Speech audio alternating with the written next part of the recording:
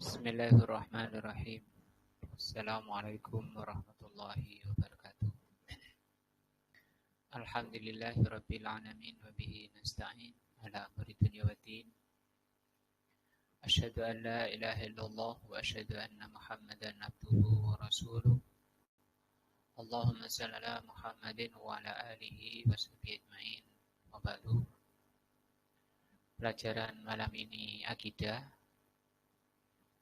Kita sudah masuk di pembahasan 3 dasar utama.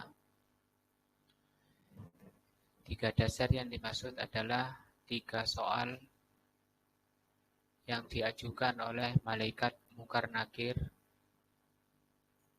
kepada setiap orang yang masuk ke alam barzah. Pertanyaan pertama adalah man rabbuka, siapa Rabbmu? Dan pertanyaan ini menuntut dan membimbing kita agar kita mempersiapkan diri dengan ilmu agar memahami siapa Rabb. Karena tidak akan bisa menjawab orang yang tidak mempelajari atau tidak menguasai ilmunya tentang Rabb. Dan pembahasan tentang Rabb ini juga tidak sedikit. Pembahasannya luas, sehingga dengan bersungguh-sungguh, apabila manusia bersungguh-sungguh di dunia untuk mempelajari dan mengenal Rabb-nya, memahami dan meyakini, itu sangat besar kemungkinannya bisa menjawab pertanyaan pertama. Yang lalu sudah dibahas di antara sebab mengenal Rabb adalah dengan mempelajari ayat-ayat kauni berupa seluruh makhluk ini. Bahwa seluruh ciptaan Allah itu merupakan ayat Allah. Ayat Allah itu ada 2, ayat kauni berupa ciptaan, makhluk, alam. Dan yang kedua ayat syar'i yaitu wahyu. Maka ketika melihat makhluk-makhluk Allah, ciptaan-ciptaan Allah itu, hendaknya bukan hanya dengan mata kepala saja, tetapi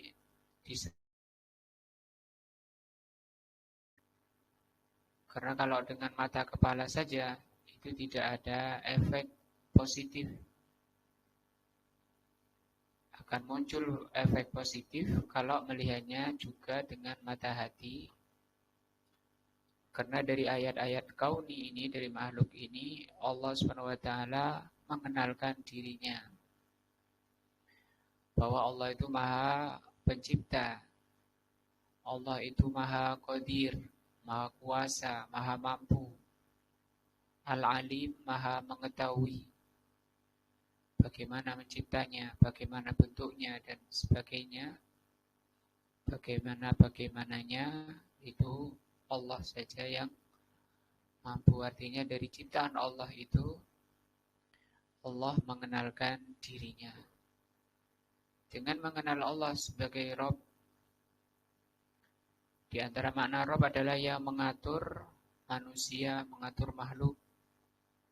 Mau diapakan, dijadikan orang mulia, dijadikan orang hina, dijadikan orang kaya, dijadikan orang miskin, dijadikan orang laki, orang perempuan.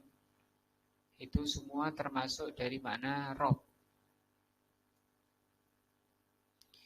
Selanjutnya kata beliau, wa min asbabi ma'rifatil 'abdi rabbahu.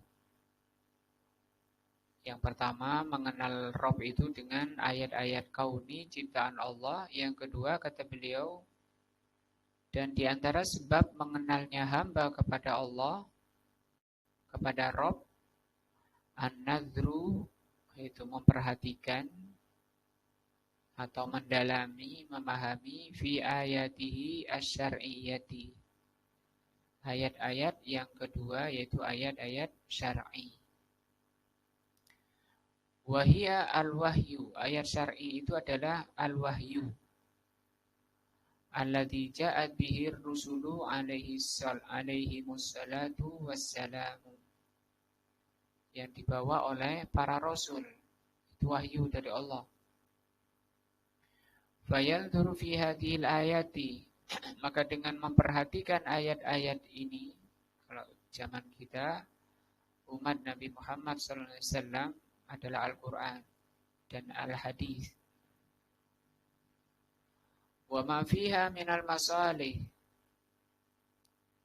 Setelah dipahami dan diterapkan, maka ayat-ayat syar'i itu pasti akan membuahkan al-masalihul azimah, kemaslahatan yang agung. Nah, allati la taqumu hayatul khalqi, yang tidak akan bisa tegak kehidupan makhluk fid dunya wala fil akhirah, di dunia ini maupun di akhirat, illa biha, kecuali dengan menerapkan ayat syar'i. Karena ayat syar'i ini merupakan petunjuk bagaimana seorang hamba sampai atau mencapai kemaslahatan di dunia maupun kemaslahatan di akhirat. Yang itu hanya diperoleh dengan mendalami, memahami ayat-ayat syar'i. Maka orang tidak akan bisa menjalankan hidayah tanpa bersumber, tanpa mempelajari dulu ayat syar'i, Al-Quran dan Al-Hadis. Fa'idha nadhara fiha, apabila manusia itu memperhatikan, mendalami Al-Quran, wa ta'ammalaha, dan memikirkan wa ma istamalat alaihi, apa yang dikandung dari Al-Quran dan Al-Hadis, minal ilmi, berupa ilmu. Di Al-Quran, Al-Hadis itu ilmu. Wal hikmah, dan juga hikmah. Wa wajadan tidhamuha wa mawafiqatiha limasalihil ibad. Pasti dia akan mendapati bagaimana keteraturan hamba hidup di dunia ini, kemaslahatan hamba di dunia ini. Arafa bidzalika rabbahu, maka dengan itu dia akan mengenal bahwa yang menurunkan ayat syar'i ini adalah Rabb, dari yang maha hikmah, maha bijaksana di dalam mengatur makhluknya. Kama qala ta'ala, sebagaimana firman Allah, afala yatadabbaruna al-Qur'an. Apakah manusia tidak mendalami Al-Quran, memahami Al-Quran? Walau kana min indi ghairillahi, kalau tidak datang dari selainnya. Kalau Al-Quran itu datang dari selain Allah, lawajadu fihi ikhtilafan katsira, pasti kamu akan mendapati perselisihan yang banyak. Di surat Muhammad juga disebutkan tentang ayat hampir sama dengan ini. Afala yatadabbaruna al-Quran. Ini hampir sama dengan surat tadi yang kita baca tadi surat An-Nisa ayat 82, afala yatadabbaruna al-Quran. Di surat Muhammad ayat 24 sama ayatnya. Allah berfirman, afala yatadabbaruna al-Quran. Apakah mereka tidak mau mendalami Al-Quran? Ini juga nasihat kepada kebanyakan muslimin. Itu lebih mendahulukan kepada membaca lafaz-lafaznya saja tanpa mentadabburi. tanpa mendalami. Maka ayat ini mencela orang yang seperti itu. Orang yang cukup membaca lafaz-lafaznya saja, ayat-ayatnya, tanpa mau mendalaminya. Am ala qulubin aqfaluha, atau hati mereka sudah tertutup. Kita baca tafsirnya. Ai fahalla, kenapa tidak mau? Yatadabbaru haula ilmu ridun, orang-orang yang berpaling, kenapa tidak mau untuk mentadabburi atau mempelajari tafsir li kitabillah, terhadap kitab Allah, itu Al-Quran. Wa yata'ammaluna haqqat ta'ammul, dan memikirkan haqqat ta'ammuli, dengan sungguh-sungguh. Sehingga kata Imam Ibnu Qayyim, memikirkan sungguh-sungguh satu ayat itu jauh lebih mulia, lebih utama dari orang yang membaca satu Al-Quran penuh, dari dari Al-Fatihah sampai An-Nas. Masih jauh besar pahalanya, lebih utama kalau orang itu mentadabburi, ta'ammul, walaupun satu ayat. Walaupun satu ayat itu diulang-ulang, dipelajari. Nah, misalnya orang semalam penuh atau sehari penuh membaca Al-Quran, selesai. Masih ada yang lebih baik, yaitu orang yang mempelajari satu ayat. Fa innahum law tadabbaru, karena mereka kalau mau mentadabburi, ladallahum ala kulli khairin, pasti Al-Quran akan menunjukkan mereka kepada setiap kebaikan. Maka orang yang enggan mentadabburi Al-Quran, tertutup baginya pintu-pintu kebaikan, terhalang baginya jalan-jalan kebaikan. Walahadzarahum min kulli syarrin, dan pasti Al-Quran itu akan memperingatkan pembacanya yang mendalami Al-Quran itu dari setiap kejelekan. Padahal itu keinginan setiap kita, keinginan setiap manusia yang mau mendalami Al-Quran ataupun yang tidak mau mendalami Al-Quran, keinginannya seperti ini. Ingin setiap kebaikan, takut setiap kejelekan. Tapi keinginan tanpa bukti itu kedustaan. Keinginan tanpa dibuktikan itu kedustaan. Seperti orang ingin punya anak, tidak mau nikah. Orang kepingin kenyang, tidak mau makan. Kepingin sembuh, tidak mau minum obat. Nah, wala mala'a qulubuhum, dan dengan mempelajari, mentadabburi Al-Quran akan penuh hati mereka minal iman.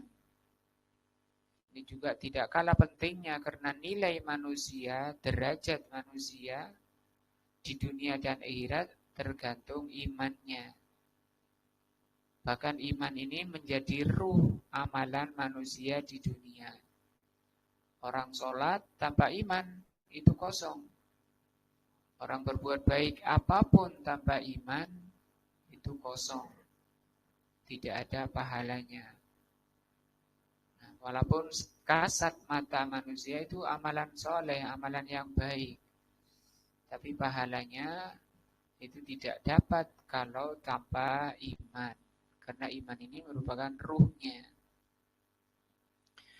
Wa afidatuhum, dan hati mereka akan dipenuhi minal ikon, dari keyakinan. Ini juga sangat penting. Buah-buah ini dari mentadabburi Al-Quran adalah buah-buah yang darurat dibutuhkan oleh setiap manusia. Wala awsalahum, dan Al-Quran itu kalau dipelajari, didalami, akan mengantarkan orangnya ilal matalibil aliyah, mengantarkan orangnya menuju keinginan-keinginan tertinggi. Apa keinginan tertinggi? Selamat di dunia dari dosa-dosa, dari penyimpangan dan kesesatan, selamat dari azab dunia, dan selamat di akhirat, sampai masuk surga Allah tanpa azab dan tanpa hisab. Ini buah dari mempelajari Al-Quran. Wal mawahibul ghaliyah, dan orang Al-Quran itu akan mengantarkan kepada al-mawahib al-ghaliyah. Mawahib itu karunia. Seperti yang kita minta kepada Allah, Rabbana hablana min ladunka rahmah. Ya Allah, karuniakan kepada kami dari sisimu itu rahmah. Wahayyi lana min amrina rasyada. Dan jadikan seluruh urusan kami itu rasyada, mencocoki bimbingan Allah itu rasyada. Sehingga ada yang dikenal muslimin khulafaur rasyidin, orang para khalifah yang mendapat bimbingan. Dari mana karunia tinggi ini? Karunia yang mahal. Ghaliyah artinya mahal. Karunia mahal ini dari mana? Dari mentadaburi Al-Quran. Wala bayyana lahum, dan Al-Quran itu akan menerangkan lahum kepada yang mempelajari. At-tariqah, akan menjelaskan tariqah. Tariq artinya jalan. Al-musilatu ilallah, jalan-jalan yang bisa mengantarkan kepada Allah. Itu dari pemahamannya, dari pendalamannya, bukan dari lafaz-lafaznya. Artinya manusia itu lebih butuh kepada maknanya dari lafaznya. Sayangnya muslimin yang mau membaca Al-Quran lebih sungguh-sungguh, lebih semangat membacanya,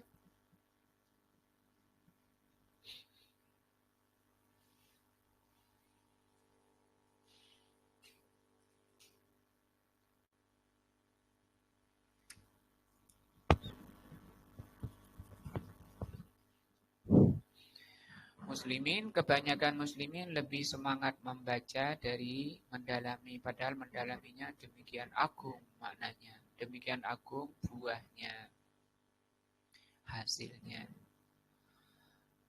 Al-Quran akan menjelaskan kepada yang mendalami, menjelaskan kepada thariq menuju Allah, wa ila jannatihi, dan ke surganya. Wa mukammilatihi, dan bagaimana Al-Quran itu menjelaskan kepada bagaimana orang mencapai kesempurnaan di dunia dan di akhirat.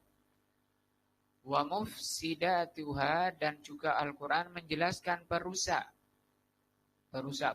di dunia ini maupun perusak di akhirat. Azab dunia, azab akhirat, Al-Quran menjelaskan. Wattariqu al-musilatu, dan jalan-jalan yang mengantarkan. Al-Quran itu menjelaskan jalan-jalan al-musilatu, yang menyampaikan ilal azab, menyampaikan pada azab.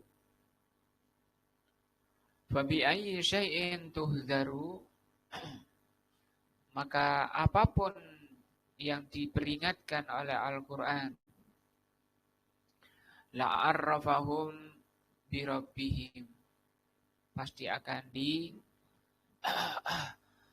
diajarkan oleh Rabb mereka. Wa la'arrafahum, dan Al-Quran itu akan mengenalkan kepada yang mendalami Al-Quran, birabbihim akan mengajarkan, mengenalkan kepada Rabbnya. Kalau ingin kenal Al-Quran juga dari Al-Quran. Kalau ingin kenal Allah itu dari Al-Quran. Sudah cukup Al-Quran mengenalkan Allah pada hambanya. Wa asma'ihim wa sifatihim wa ihsan wa asma'ihi wa sifatihi wa ihsanihi. Al-Quran menjelaskan nama-nama Allah Al-Husna, wa sifatihi mengenalkan sifat-sifat Allah Al-Ulya yang maha tinggi, wa ihsanihi dan kebaikan Allah pada hambanya. Walasawwaqahum dan Al-Quran itu akan menjadikan orang itu rindu ila sawab untuk memperoleh pahala al-jazil yang besar. Warabbahum dan Al-Quran itu akan rohaba menakut-nakuti orang yang durhaka kepada Allah akan ditakut-takuti oleh Al-Quran minal iqabil wabil akan bahaya hukuman Allah, siksaan Allah. Jadi tidak ada jalan lain bagi kita yang menginginkan keselamatan, yang ada peduli pada nasib darah dagingnya, bagaimana nanti menghadap Allah kecuali harus menempuh jalannya yaitu mentadabburi Al-Quran. Am ala qulubin akfaluha atau kenapa mereka tidak mau mendalami karena di hati mereka ada tutupnya. Qad uliko. Hatinya uliko artinya dikunci. Ala ma fiha minasyarri wa akfalat. Nah, hatinya sudah dikunci oleh Allah sehingga dia kondisi kesulitan untuk bisa meluangkan waktu untuk memahami, mempelajari tafsir Al-Quran. Fala yadkhuluha sehingga tidak bisa masuk khairun abadan. Kebaikan itu tidak bisa masuk. Walaupun telinganya mendengar tentang tafsir, kalau hati itu sudah dikunci oleh Allah, tidak masuk. Itu yang disebut dengan ilmu lisan. Lisannya lancar bicara tafsir Al-Quran, tapi hatinya jauh. Tidak berbuah kepada amalannya. Hada huwal waqi'u. Inilah yang terjadi. Nah, ini dua ayat yang menjelaskan kepada kita cara kita untuk mengenal Allah, mengenal Rabb, yang sebentar akan ditanya oleh malaikat Munkar Nakir. Yang kedua apa tadi? Mendalami ayat syar'i. Jadi kita keluar itu mendalami ayat-ayat kauni berupa ciptaan Allah ke dalam, di rumah, di musola, di masjid, mendalami ayat-ayat syar'i. Nah, selanjutnya kata beliau, wa minha diantaranya juga cara mengenal Allah, orang itu mengenal Rabb, ma yalqallahu azza wa jal, apa yang Allah ilhamkan fi qalbil mu'min, ke dalam hati mukmin. Jadi hati orang mukmin itu sudah mengenal Allah secara fitrah. Itu ilham dari Allah azza wa jal. Min ma'rifatillahi, yaitu mengenal Allah azza wa jal. Apalagi kemudian ditambahi dengan ayat-ayat syar'i, itu lebih kuat lagi. Jadi fitrah yang suci ditambah dengan ayat-ayat syar'i dan hadis-hadis yang sahih, itu sangat kuat. Jadi Al-Quran itu menguatkan fitrah yang suci. Hatta ka'annahu, kata beliau, sampai orang itu ka'annahu yara rabbahu, seakan-akan melihat Allah. Tapi kalau di dunia orang mukmin itu melihatnya dengan mata hati. Kalau dengan mata kepala itu tidak mampu karena manusia belum diberi kemampuan melihat Allah di dunia. Di antara contohnya adalah Nabi Musa kepingin melihat Allah, saking rindunya kepada Allah, ingin melihat Allah Azza wa Jalla. Tapi dikatakan oleh Allah, kalau kamu masih bisa melihat gunung, melihat pohon itu, maka kamu bisa melihat Allah. Ternyata ketika Allah menampakkan pada dirinya pada pohon, hancur pohon itu sampai Nabi Musa pingsan. Itu dalil bahwa manusia di dunia itu tidak bisa, tidak mampu melihat Allah. Walaupun itu Rasulullah SAW tidak pernah melihat Allah dengan mata kepala. Rasulullah melihatnya dengan dalam mimpi. Dan mimpinya Rasul adalah al-haq, kebenaran. Sampai karena kenalnya dengan Allah melalui fitrahnya yang suci, didukung oleh ayat-ayat atau dalil-dalil syar'i, ka'annahu yara rabbahu, seakan-akan melihat Rabbnya. Ra'yal aini, dengan mata kepala, seakan-akan melihat dengan mata kepala.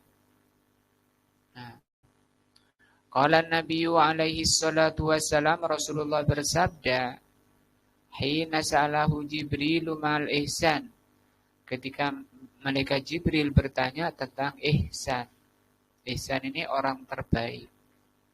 Jadi tingkatan manusia ada 3. Yang pertama Muslim, kalau kuantitasnya ini terbanyak. Lebih tinggi lagi yaitu mukmin. Ini saringan, sehingga mukmin lebih sedikit dari Muslim. Disaring lagi orang mukmin menjadi muhsin, yaitu ihsan. Bagaimana ihsan itu? Kata Rasul SAW, anta budallaha ka'annaka taro. Kau beribadah kepada Allah seakan-akan kamu melihatnya. Ini ibadahnya orang yang sudah mengenal Allah. Dari mana mengenalnya? Dari ayat-ayat kauni dan ayat syar'i. Ini ibadahnya orang yang cinta kepada Allah, orang yang rindu kepada Allah, hatinya dipenuhi dengan keridhaan kepada Allah. Dia menjalankan ketaatan dengan penuh cinta, tidak ada keterpaksaan, tidak ada berat. Fa illam takun taro, kalau kamu tidak bisa seperti itu, belum mampu seperti itu, fa illam takun taro fa innahu yarok, ketahuilah sesungguhnya Allah melihat kamu. Ini ibadahnya orang yang takut kepada Allah. Juga lari kepada Allah, orang yang takut kepada Allah mendekat kepada Allah. Itu kebaikan juga. Dan itu sayap orang menuju Allah. Tapi itu masih di bawahnya orang yang beribadah kepada Allah dengan penuh kecintaan dan penuh kerinduan. Ini ibadahnya orang tertinggi. Inilah pelajaran kita malam ini, yaitu masalah pertanyaan pertama, mungkar nakir, man robbuka, siapa Robmu. Orang bisa menjawab kalau kenal dengan Robnya. Dengan apa kita mengenalnya? Dengan ayat kauni, ayat syar'i, dan fitrah yang digabung dengan ayat-ayat syar'i. Wallahu alam, semoga menjadi ilmu yang bermanfaat. Semoga Allah SWT mengaruniakan kepada kita apa yang Allah ridhoi dan apa Allah yang Allah cintai. Semoga Allah SWT memaafkan dan mengampuni dosa-dosa kita. Subhanakallahumma bihamdika, asyhadu an la ilaha illa anta, astaghfiruka wa atubu ilaika. Wassalamualaikum warahmatullahi wabarakatuh. warahmatullahi wabarakatuh.